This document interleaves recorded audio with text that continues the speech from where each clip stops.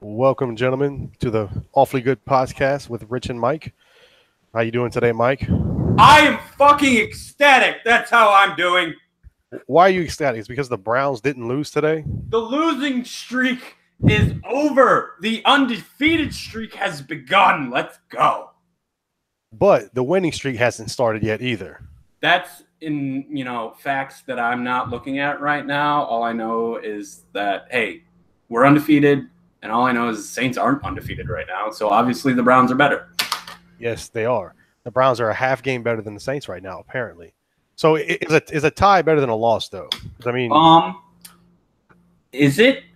Yes, technically. And that's all I can say, really, because I didn't think of a joke yet. well, like someone said in the chat today, are they celebrating after the tie? Like, do you celebrate ties? I don't know, really. Do you just kind of sit there and go, all right, cool, we didn't lose? I don't think you do in soccer because it's a wash. You did nothing. You didn't win. You didn't lose. You just went out there, you broke some bones, you sweat, and then you go back home. You went exercise. That's what they did today. They went exercise. Well, hopefully we win the division on aggregate touchdowns then. I don't fucking know. It doesn't make any sense. Okay, well, this is going to be our mid-season review. We're going to talk about, I guess, the playoff race and where it's headed, who we think is going to be in the playoffs, or right on the cusp, which is a dirty word there. Cusp is a dirty word? It feels dirty. I don't know why. All right. Cusp. Right on the tip. You know what I mean? Just the tip. Exactly. It feels dirty. Just the cusp. Just the cusp. Right on the top. Right on the tip. All right, move on, pervert. Yeah. It's way too much time on that. So where you want to start at? I know we talked about where we're going to start, and I don't remember what we're starting with. Holy fuck, Alzheimer's already. Let's go with the game. There's a game that's starting right now, actually. It's the Broncos versus Kansas City. It's one of the last games of Week 8, I believe it is. Yeah. And they're playing right now. Who do you think is going to win? The Broncos and Chiefs? It's going to be the Chiefs. I mean, I have no reason to think it won't be the Chiefs right now. Why are you so confident in this team just winning every game? I don't get it. Because I'm going to say it, because of what he's doing is so damn hard to stop in the game. I know he's not running play action every time, but when it needs to happen, it can happen, and it's a big play. It's just that you don't have to call play action to roll out to the sideline and wait for a guy to get open. Ugh. Right? I feel like I'm going to throw up. And it's hard to stop that shit. And I understand I'm not going to sit in the pocket and take a sack. No, you shouldn't always sit in the pocket and take a sack. But also understand that when you roll out to the sideline, the game doesn't know what the hell to do. And you can just stand there and a guy just watches. There'll be a guy standing 10 yards from you looking at you. There's nothing you can do about that. I think that style of play is really hard to beat in general. And honestly, that style of play is the reason I joined the Sim League in the first place 3 years ago, because I couldn't stand defending that crap online.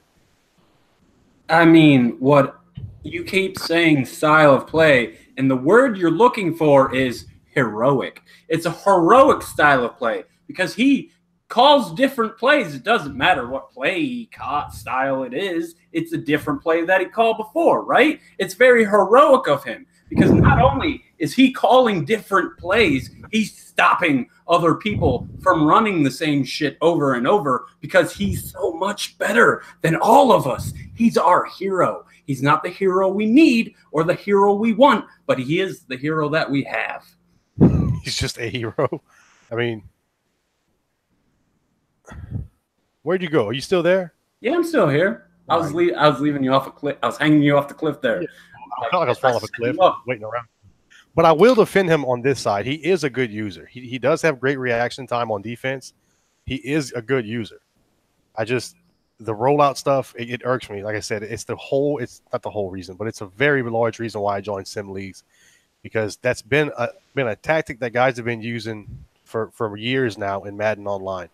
Is that rollout cheese is what it is. They roll out to the sideline and they wait for a guy to get open, use playmaker, whatever they do, and it's nearly impossible to defend. If you use playmaker when you're sitting on the sideline, you have your running back, fullback, tight end, wide receiver. It doesn't matter if it's man coverage right there. Once he starts taking back, it takes the defender too long to react to it. He's going to get wide open downfield. It's it's a game flaw that's been a flaw in the game for a long time. I don't like it. We don't have Playmaker this year. That was outlawed because of the things you just said. So at least we got that to look forward to. Is it? Is it not? Yep. I didn't know that. Well, maybe you should pay more attention. I feel like I've seen it being used though. Oh, you should totally start calling people out for that. Oh, I definitely will. Okay. Another game that has not been played is, well, there's three other games technically. Two of them are sim games. So I'm going to pick Carolina to beat Baltimore and Houston to beat Miami because of force winds, and I'm funny like that. But the other game, nothing like a sure bet though. You know what I mean? They say there's no such thing, but I think these are pretty set. The other game that seems to never going to be happening is Philadelphia in public against Wakanda and the Jaguars. If that game someday, today, aka, gets scheduled, who would you pick to win? I'd pick the Jags. I think the Jags are still a better team right now. The Eagles are still struggling. I know his offense has picked it up, but he's still not where I expected him to be at this point in the season. Now, I think it'd be a really good game if it could get scheduled. It just seems like they can't seem to meet up in the chat room at the same time. It's like Public's there like all day and then says, hey, man, what's up? And it's like the other guy just is never there except when Public seems to not be there. It's just some strange coincidence. I don't know. Well, there's like hours between responses. One guy will say, hey, man, can you play at this time? And then the other guy will respond after that time saying, wait, can you play at this time? And the other guy doesn't respond until after that time. It's just like it's a revolving door of never playing. I don't think anybody's ducking anybody here. I don't think that's the case. I'm not gonna agree with that statement, but I will move on because I think I've thrown enough shade already. Looking at the current standings, which, as of right now, before this Kansas City-Denver game finishes, in the AFC, which neither of us care about because we're not in it, that's why we're going to go over it quickly. Right. The Chiefs are at the top because they're Chiefs. The Texans are in second place because he runs the league, and he's a cheater, obviously. Duh. Commish sliders, let's go. In third place, surprisingly to everyone, is the Cincinnati Bengals, which made me throw up in my mouth a little bit. The fourth division right now is a dogfight, if you will, between the New England Patriots and the Buffalo Bills, who just gave them a mollywhopping. I don't know why I called it that, but it's the first thing that came to my mind. And then for the wild card, you got your Denvers, your Oaklands, and your Jacksonvilles fighting it out. How do you see the AFC going forward? I think it's pretty straightforward. I think what we've seen the first half of the season is what we're going to see the second half. I think you're going to see the Chiefs and the Texans at the top with the two best records. I think the Jags will be right behind the Texans. I think the Bengals are going to end up winning the North. Right now the Patriots, they have the Patriots ahead in the North, but I think the Bills are actually, just the way Daddy Leagues is, it's not right. The Bills actually are in first in the East. So I do think the Bills have a chance to win this division. So I'll throw them in there. The West is just so stacked. You're going to see a good team not make the playoffs because the West is just that good. You're going to see a team with a really good record, like an 11-5 type record, not make the playoffs in the West. Like, I just want to point out, I'm going to say a name here that I can't ever pronounce. How about I say a team? The Jets. Your Super Bowl pick. You didn't mention them. No. I want to say they have a chance, but that 3-5 start is going to be a tough comeback for them, especially with the Bills. They're taking the lead in the division now, and it looks like it's going to be a tight division race. So I don't know. I'm leaning toward the Bills right now. I don't feel great about the Jets pick anymore. I don't know what's happening with RKO, but it's just not looking great for them. Like, so AFC championship wise, is it a KC versus Houston fight, or can somebody like sneak in there? The Jags could sneak in. I'll give the Jags a chance. The Bengals could squeak in there too, but I don't think it's going to happen. The Bengals already got beat by the Chiefs. It's just looking like it's going to be the Chiefs at the top, either fighting the Texans or the Jaguars. Moving on from the boring AFC to the exciting NFC. At the tippy top of the NFC are your still undefeated, because fuck you and everything you say to me when you're about to lose a game, quote unquote, New Orleans Saints. Do you have anything to say to me? Would you like to apologize for all the shit that you talk? I've apologized so many times to you on dumb shit that I've said. No exaggeration. I've thought I was going to lose the last 3 games in a row. Oh my god! At some point in the game, I'm like, I'm losing this game. I tell Mike, I'm losing this game, and he tells me to fuck off. And I'm like, no, I'm serious this time. I'm going to lose this game. And then somehow, there's no way I should have won the Vikings game. If anybody watched that game, that was stupid. I didn't watch that game because I knew what was going to happen, because it's all scripted. Man, it feels scripted at times, but the difference is I've never had it go my way that way scripted. Usually when it's scripted, I'm on the other end of that. At least it feels like that. It does feel sometimes that this is almost scripted. Below your bitch-ass team, we have, to me, slightly a surprise, the Arizona Cardinals in Felgar in second place. In third place, you have currently the Chicago Bears in what is a very tight race in the north. Fourth place, however, in the best division in football in the NFC East, is a dogfight between the Philadelphia Eagles and the New York Football Giants. Rounding out the wild card right now, you have Carolina, who's still in contention for the South, and Seattle, who's also still in contention for the West. Who and what and how and why do you see happening in the NFC? The NFC, I think, is a little trickier than the AFC was. I think the AFC, you can go down the list right now, 1 through 6, and say those 6 are probably making the playoffs. NFC, I don't think that's the case. I do think you're going to see the Saints at the top there. I hate calling it like that, but it's looking like it's looking pretty good right now. Good chance I could fall out of it quickly, but we'll just never mind on that. We'll just go with, I think the Saints will be at the top at the end of the season. But I think the Seahawks are going to overtake the Cardinals in the West, and I think the Seahawks win that division. I think the Giants are going to pass the Eagles and win the division in the East. Hold up, say that again. I think the Giants are going to win the East. One more time. The Giants are going to. All right, you're good. So yeah, I have my reasoning behind that is the Eagles are not playing great, and you are putting up serious passing yards and rushing yards right now on offense. I think you're going to outscore teams toward the end. As long as I keep the ball. You already have a win over the Eagles, so if you can somehow beat the Eagles again, there's a good chance you guys have the same record at the end of the season, and you have the tiebreaker. I just want to say how hilarious it is that I have a 3-5 record and I have 3 division wins, and that's to me that's just funny. I am the Oakland Raiders when they went 8-8 and we're 6-0 in the division. That's me. That's who I'm going to be. But I'm okay with it. You could be first place in your division after tonight. If they do play the game and Public would happen to lose that game, you'd be in first. Or if they send the game and Public loses, you'll still be in first. So you could take first right now, halfway point of the season. I'm not saying I should already be in first, and I got robbed because of small infant children that like to turn off their father's Xboxes in Atlanta. Did I say something? Never mind. Moving on. What do you got? How do you see the fight between you and Z-Car going? Because it's a fight. Have you guys played yet? No, we actually don't play until week 15, and then we play again in week 17. So that's a very Madden schedule you have there. It is a Madden schedule, even though it's real life. So I think it's going to be tough. If I have a 2-game lead that late in the season, I'd feel pretty good about it because he'd have to beat me twice, which he could.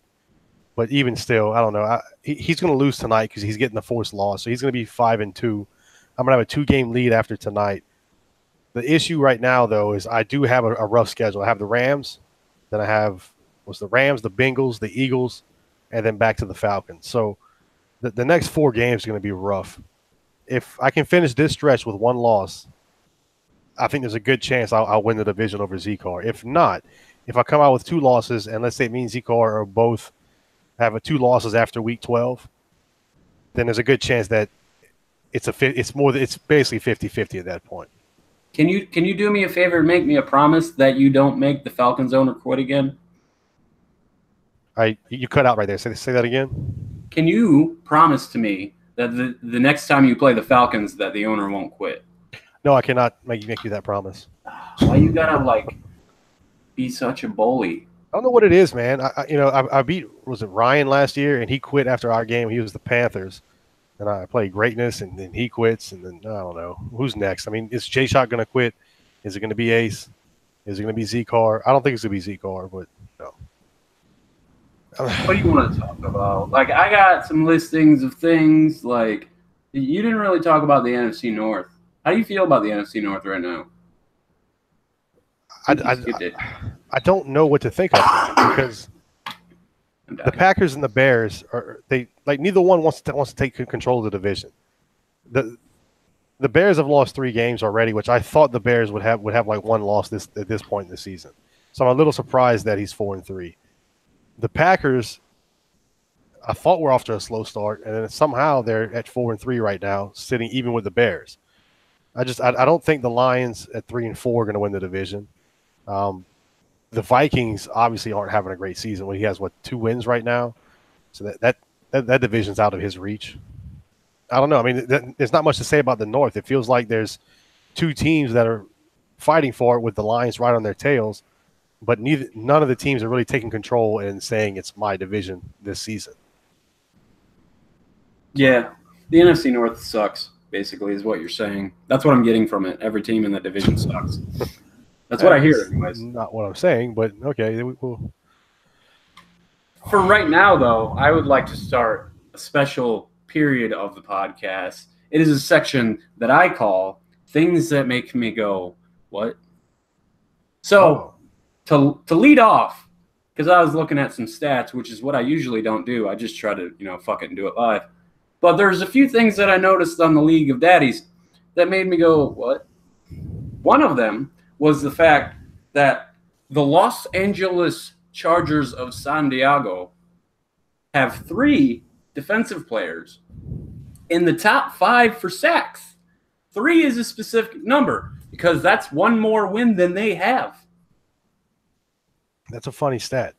And it's nuts that they have – it's not like they have the top 3 in sacks, and we're in week 4. We're about to go to week 9, and they're all double-digit sacks. 14, 13, and 13. Right. That's it's actually 14 and a half, and then 12 and a half and 12, I think, or 12 and a half, something like that. Daddy Leagues just looks weird. It doesn't have half sacks on there. But yeah, right. They all have more than 12 sacks. That's a fuckload of sacks. Language. And to be 2 and 5, it tells you and it's another testament to the damn AFC West. It's just that good. I mean, with that many sacks, the guy should have more than 2 wins. He just happens to have to play the Raiders, the Chiefs, and the Broncos. I feel bad for the guy. Do you have anything that makes you go, what? Yes. For the offensive rookie of the year in the NFC, it's going to either be the Giants quarterback, Kyle Luletta, or it's going to be Saquon Barkley, the Giants running back. One of those guys is going to be rookie of the year. It's going to be a Giants player. Look at the stats right now. Kyle leads. I feel personally attacked right now. I don't understand why this would be a surprise. The running back with the most yards for rookies in the NFC is the Giants. The quarterback with the most passing yards in the NFC is the Giants quarterback. That's because whoever, I don't know this guy personally, happens to be the coach of that team must just be, one of the best in the league. To be able to have that much balance. That's what it is. Or he's always playing from behind. Whoa. So he has to put up a lot of yards. There's no run the clock out there. You're not supposed to throw shade at me. That's not how this works. There's no shade there. I'm just making an observation. I mean, it's possible. Look at the Saints today. Breeze had 439 yards. If they weren't playing from behind, he wouldn't have had that many yards, right? So well, maybe if they were as good as the Browns, they wouldn't have been behind as much, and they wouldn't have lost. It's true. The Saints need the Browns defense, and the Browns need the Saints offense, and then they're in business. Oh God, I don't even want to imagine that. But moving on, another. Okay, I was looking at yards because I was trying to predict who might win awards, and something jumped out at me. I was looking at receiving yards, and Amari Cooper is leading the league in receiving yards, which would be like the thing that you would think would shock me because Amari Cooper sucks. Who's number 2? That would be Michael Thomas. Oh, okay, yeah. I was wondering. Number 3, can you guess who that is? Number 3, I'm going to guess DeAndre Hopkins. DeAndre Hopkins is number 4. Oh, okay, number 3. Let me make one more guess here. Give me a second. It's coming. No. Nope, can't think of it. Adam Thielen. No, not even. What? No, that would make me say what? George Kittle. Who is George Kittle? George, you don't know the legend of George Kittle? He sounds like a fullback. He is a tight end. He is a second-year tight end for the San Francisco 49ers with 600 receiving yards at the halfway point. He's not Tony Gonzalez. He's even better. 660 yards, averaging 14 yards a reception, 82 yards a game. 4 touchdowns, not having great in the red zone. 260 rack yards. You want to guess? How many catches does he have? Who has the most rack yards in the league? Oh, if you're guessing, Tyreek Hill. No. You want me to just tell you? Yeah. It's George Kittle. Oh, dear God. How many catches does he have? He has, okay. Well, before we get to his catches, who do you think leads the league in receptions? Ooh. I'm going to just throw out Odell Beckham Jr. No, it's George Kittle again with 47. Oh, dearest of God. This is worse than I thought. I didn't even delve this deep. I was just, bro, Hackenor, what are you doing to me? You're killing me over here. Calm down. Who has the most downs played in the NFL? And if you say George Kittle one more goddamn time. No, it's not George Kittle. It's Charles Clay. So it's from the Bills there. So, yeah. Who is George Kittle? Where did this man come from? I don't know, and I don't think I want to know. 1 year, went to Iowa. He's a whopping 78 overall deep threat. Not a scheme fit, by the way, for his own team. He's a possession guy is his scheme. But look at this. 87 speed, 86 catching. What? 88 acceleration. Oh, my God. He's 6'4", 247. He's 24 years old, a little old, but he is a good version of Devin Cajuste, and I'm going to pronounce it Cajuste for the rest of my life. So, if we look at that chart that somebody posted, I think it was Sage that posted the chart for progression. Is it safe to assume that George Kittle is going to be a superstar development player after the end of the season? Oh dear God! I don't know what the tight end. Okay, tight end it's receiving yards and receiving TDs. Oh yeah, he's totally gonna be a superstar. Superstar George Kittle. Well, it doesn't work for me. Sorry. Well, okay, but he'll be first in yards, but he has to be in touchdowns, so he have to have a lot of touchdowns. No, that's true. It's an average, whatever. But he's good right now because the tight end with the most touchdowns is Travis Kelce with 5. So he's gonna at least be he'll be top 5 in touchdowns by the end of the year. Oh, this conversation made my brain hurt. It's just one of those things, man. Speaking of that chart, I know we already talked about it in the chat very ferociously. Who? You and I. I don't know what you're talking about. Now that we're words instead of letters and stuff, you got anything you want to say about it to my face, hypothetically? Your face? So I think I was wording it wrong, so that could be part of the issue. But my point is, in Madden and in the NFL, there can be sometimes for a decade there could be 2 Hall of Fame quarterbacks. There could be 2 great quarterbacks in the NFL, right? Right. But there could also be 15 great quarterbacks. It doesn't happen, but it could happen. You could have 15 great quarterbacks, where all 15 in Madden would have superstar development. You can't have that off of this system when there's only 6 players per season. It shouldn't. The way that ends up working is the top 6 players could only be average players. They don't deserve to be superstar. So I don't necessarily love the ranking system for that reason.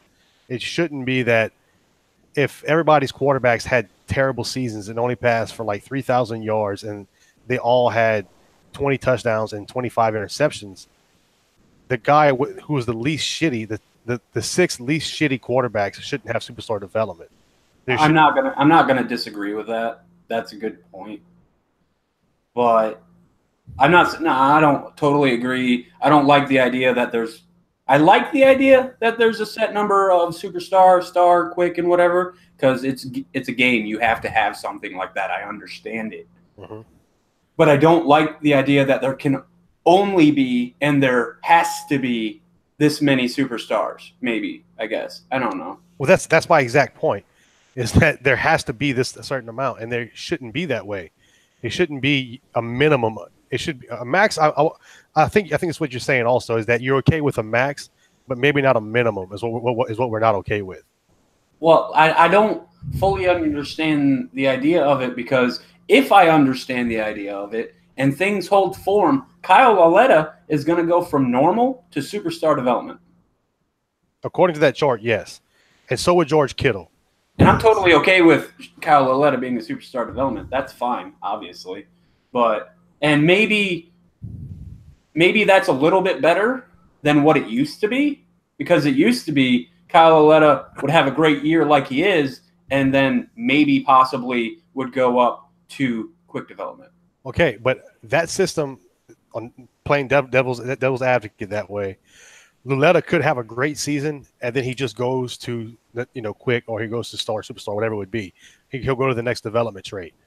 The way it is right now, he can have a great year, but he's only 7th as far as, because you had 6 other quarterbacks who had better years that are going to be superstar development, even though he may deserve to be a superstar development.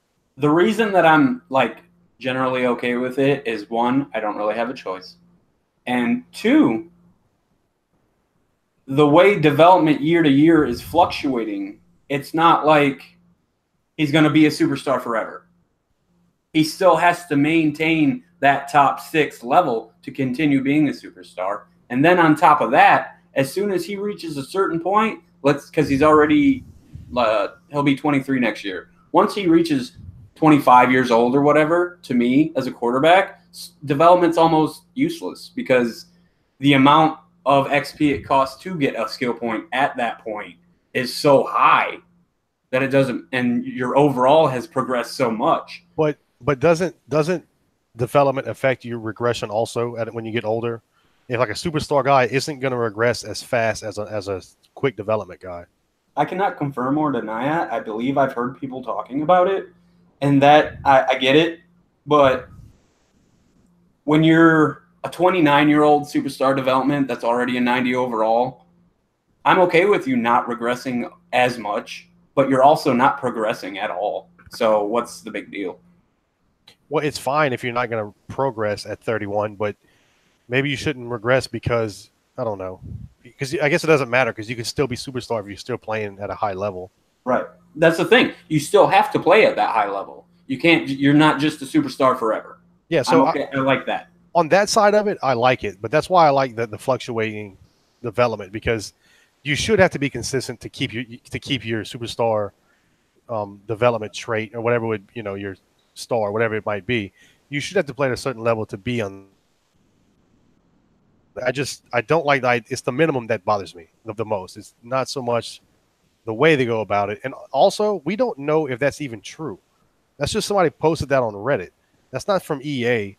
That's releasing this information. I mean, I trust the people that they export enough data that they can say something. It's not hard to see how many, if every year there's 6 superstar development quarterbacks. That's true. But doesn't it say on the thing that this isn't 100% accurate? No, they don't even have offensive line in it at all, I believe. So obviously there's things they can't see or they can't tell enough.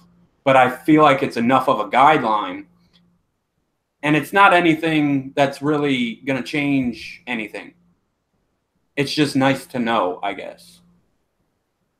I don't know. Well, another thing, and this is, I doubt I'm like, oh, maybe somebody has thought about this. I don't know if you've thought about it, but so where's the risk in starting Baker Mayfield and Sam Darnold and Kyle Luletta with this system right now? You know, guys are like, well, I don't want to start him in receptions and the sliders. Why? If that doesn't affect it, if it's only effective for quarterbacks on passing yards and passing TDs, you could throw 75 interceptions as long as you're in the top 6 for yards and touchdowns, and you'll be a superstar next season. Right? Yeah, I'm gonna agree with you on that 100%. And it's the same. It's another thing, like Kyle Loletta is a 71 overall, but I've looked around the league at guys that maybe I want to replace him with, and they're all rated the same accuracy wise. They just have higher awareness, which is irrelevant to what I'm doing. Isn't Marcus Mariota the same as Luletta? Basically, Mariota's a little bit better in some, a little bit worse in others. So what's the point? He's also older. So we had talked about this before, like the other day, about how if awareness isn't going to matter for quarterbacks, then you need to have a different way of separating a guy like Mariota, who's an NFL starting quarterback, compared to Luletta, who has never started a game in the NFL. Something needs to separate those two players in the game. There has to be something there. You're talking about making separate things for user games versus simulation, technically. Because if you simulate a game, then that stuff comes into effect, I assume. I don't know that. Maybe awareness means nothing.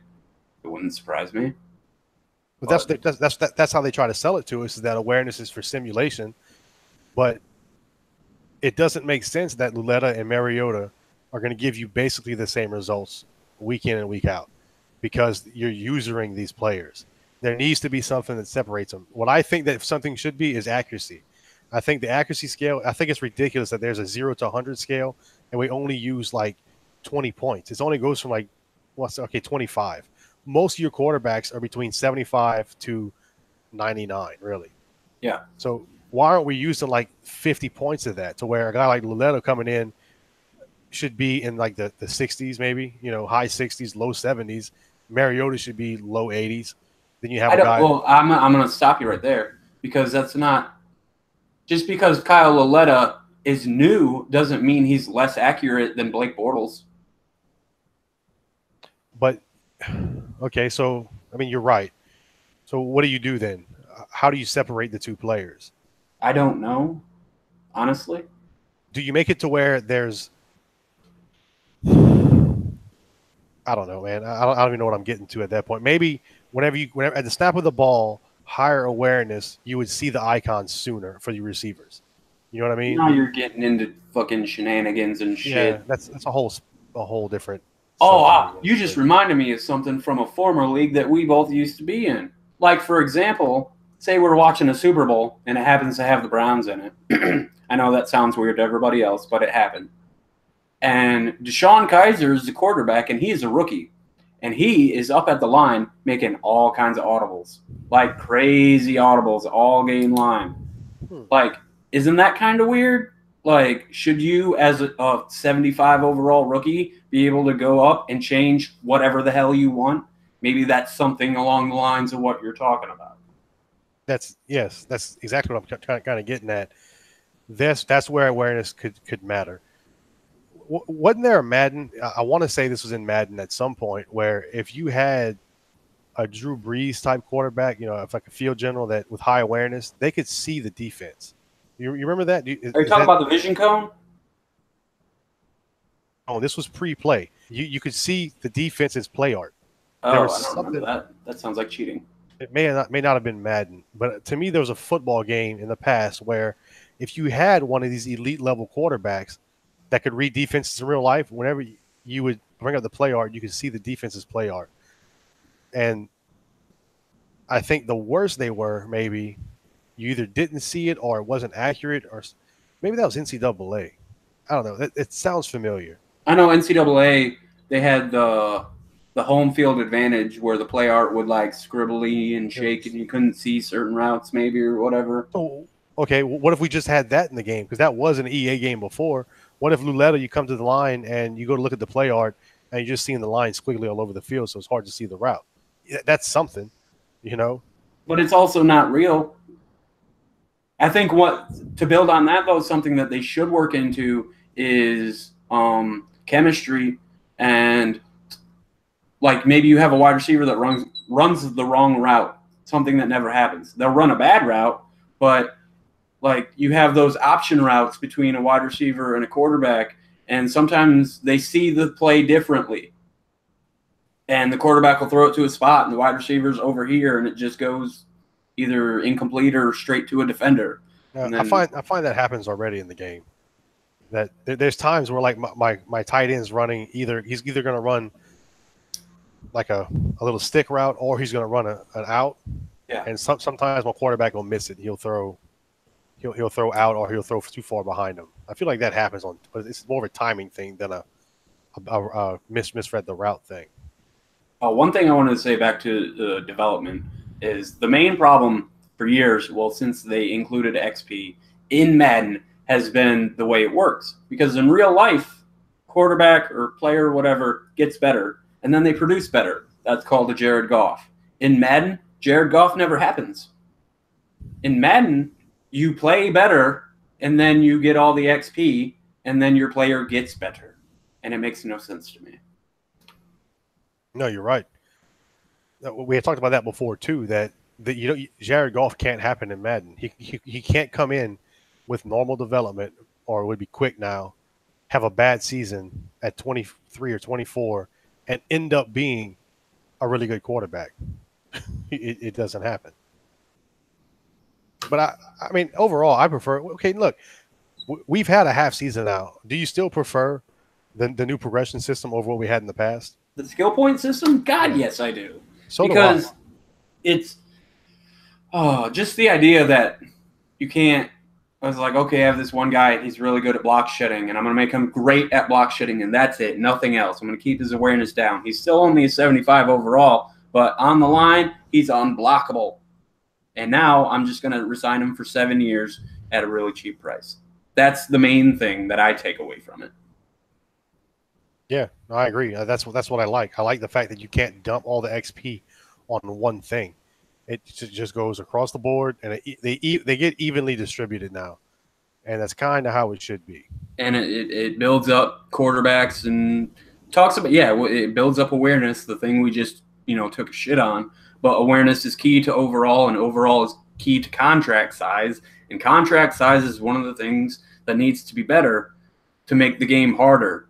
Yeah, it's been an issue in Madden for a long time because it didn't make any sense that you're signing guys like Deshaun Watson for $10 million a year. Quarterbacks don't sign that cheap, but because he's only 79 or 81 overall after his 4th season, even though he has like 90 short accuracy and mid accuracy, because his awareness is still at like 70, 75. Mm-hmm.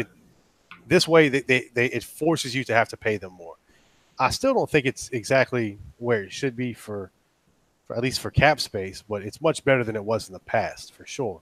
As it relates to the scheme fit, I like the idea of it. It's not a perfect system. They need to tweak it a little bit.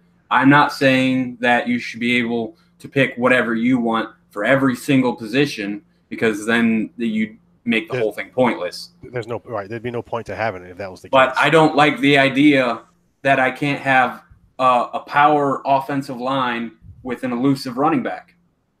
I don't like that all of my wide receivers have to be the same thing. Or that my right outside linebacker has to be this, and my left outside linebacker has to be this, and that's it. What would be the fix for that? I don't know. I'm not saying I have the answers. I know I seem like a guy who has all the answers, but I don't have this answer.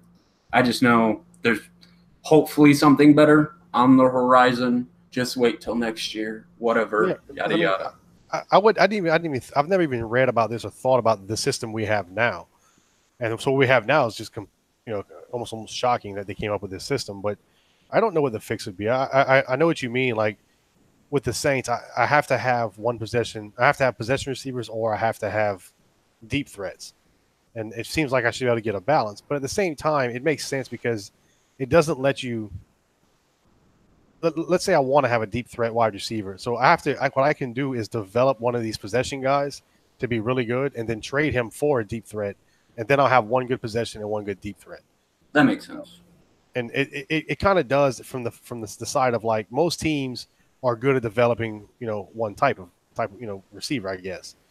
So like maybe not, I don't know. It just seems like the Patriots would be good at developing slot type receivers, where the Chiefs would be good at developing deep threats because they've had Jerry Maclin, now they have Tyreek Hill, they've had these deep threat guys. It So just seems like when it came out, when they announced it, and when I was on the beta and whatever, there was a nice honeymoon phase there, and I was really into it. And then as time progressed, and things happened that annoyed me, as they do. I still like it better than what we had, but I know it could be better. I think it's working fine so far. I have no real complaints with it. Oh, I do have complaints. My main complaint is when my kicker finally gets a goddamn skill point after 2 years, and then he gets +3 awareness. Yeah, I don't think you can ever have. I think I told you this. You can never have a Justin Tucker. Like nobody. If you don't have him, you'll never have him. 77 overall kicker forever. Yeah, like Lutz is going to be a 78. He may get to 80, but he'll never be great. And I mean, unless you max out the XP sliders, he'll never get up. But I mean, I'm not going to sit here and spend time in the game plan for my kicker and my punter, obviously. No. But whatever. Well, also, like, does it matter? I mean, Lutz at 78 is going to be just as good as Tucker by the end of the season. Well, the difference is awareness, basically. And again, irrelevant. What does a kicker's awareness mean? Nothing, literally. It's all about power or accuracy. I don't know what awareness does for a kicker. I don't know if it makes the kick meter go away and stay, or the arc. I mean, the aiming arc. Maybe it affects that. I don't know. I was going to say something, but now I forgot. I don't love that you can't upgrade traits. I can't, like, if I draft a guy who doesn't have like aggressive play ball, he'll never have aggressive play ball. Right. I don't know if they can earn traits or not. Well, maybe that's true. I didn't think about that. But I don't know that I disagree with the fact that we can't raise injury, but maybe the idea of you have, all these things that you could upgrade, or you could upgrade like physical, like I want to upgrade his injury toughness stuff. Spend a point just on that separately. Because if you have a guy like a David Johnson and you don't want him to get hurt every single game like he does. Well, that's not a bad idea. That you get let's say you get one skill point, and it gives you the option to put it toward physical or toward intangibles. Right.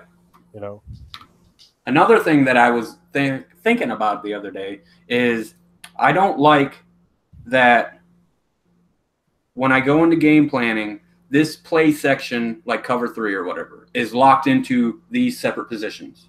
I don't like that. In my opinion, what it should be is when I go into game planning, I say, okay, I want to work on cover 3 this week. And then that happens. And then separately, in something else, I work with my team on getting better, because that's how it works. I'm not following. What do you mean? Like, if you want to develop your linebackers and your defensive backs or whatever, you have to pick cover 3. Okay. Or whatever the list of those is. Yeah, I think if you want to do things, like for me, I want to do defensive backs and my defensive line. I have to do right. That's stupid. I don't like that. And that's the one you bring up is the main one that like doesn't make any sense to me. Why is that the only one? But it used to be, I remember, I forget what year it was, where you would go in and you would have so much time for the week for training, and you could say, I want to spend an hour on this, I want to spend 2 hours on this, and I want to spend an hour on this, and then your players would develop based on that. I think that was NCAA. I don't think that was Madden. No, it was in Madden. I remember it because I have a good memory for things that don't matter. I mean, it sounds familiar. I remember doing something like that where you had like 10 hours a week.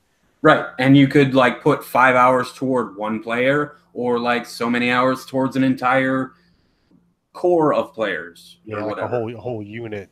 Right. So I like that, and then keeping the whole, okay, we need to work on inside zone or outside zone, or this team likes to do zone blitz, so we need to defend against that. Maybe actually make that matter instead of like I did it once and now I just get gold the whole rest of the fucking cycle.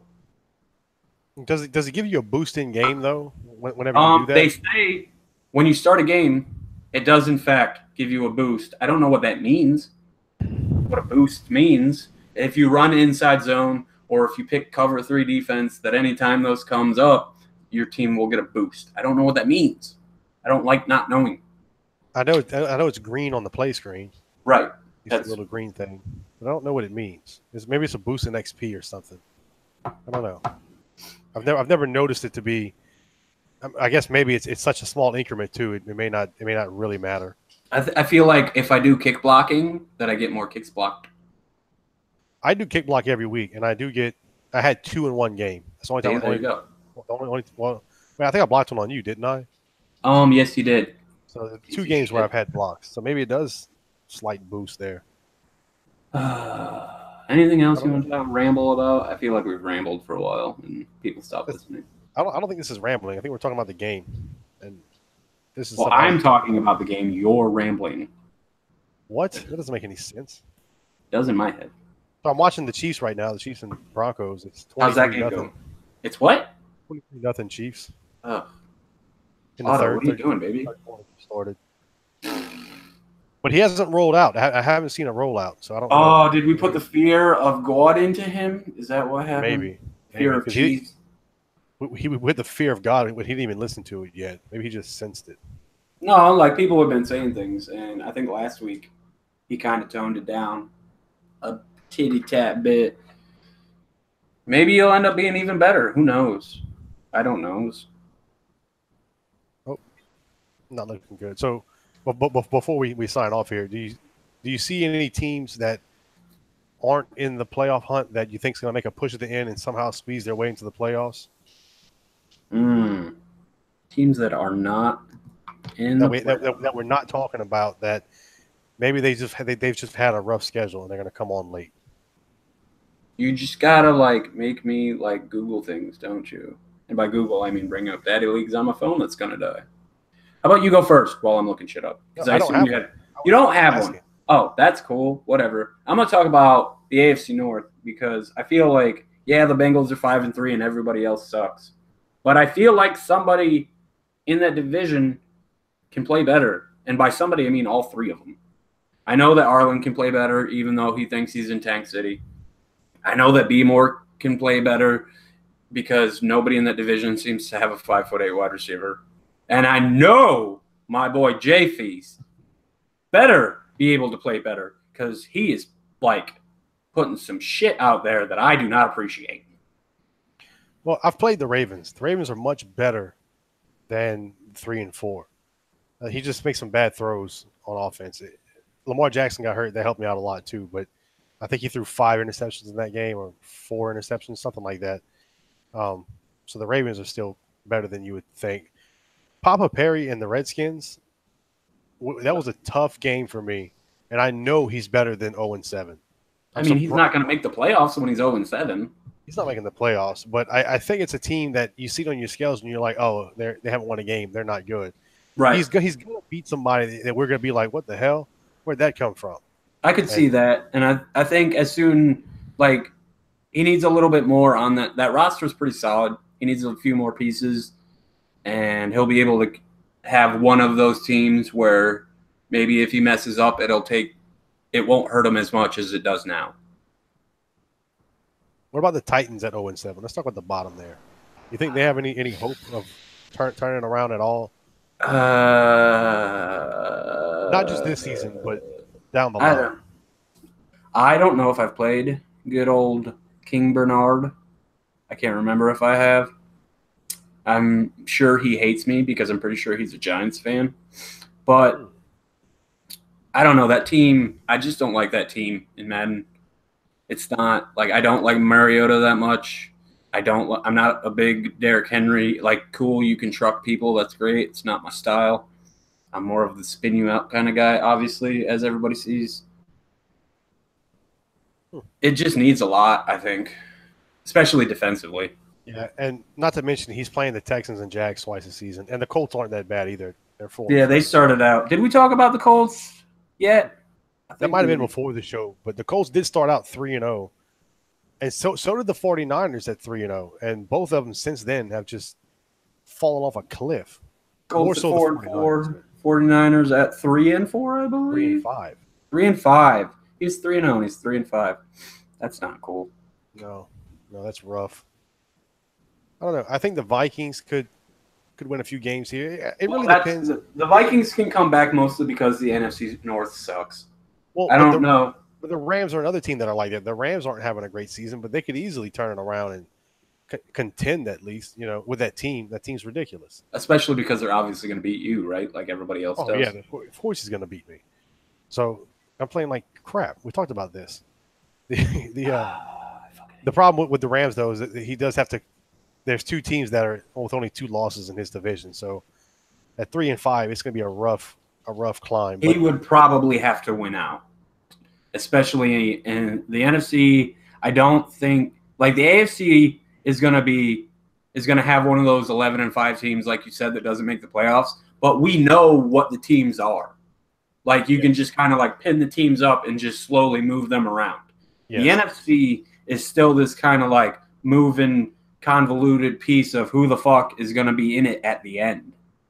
No, absolutely. I mean, just in the NFC East, the NFC North, the NFC West, and even the South between me and the Panthers, and the Falcons are only 2 games behind. Well, they'll be 1 game behind the Panthers now. The NFC is going to be a jumbled mess by week 12. Our next show after week 12, or it might be 13 or 14. We might just do a playoff preview, but it's going to be a jumbled mess in the NFC. And not because everybody's great, but because we're all like average. Mostly because I'm great, but that's well.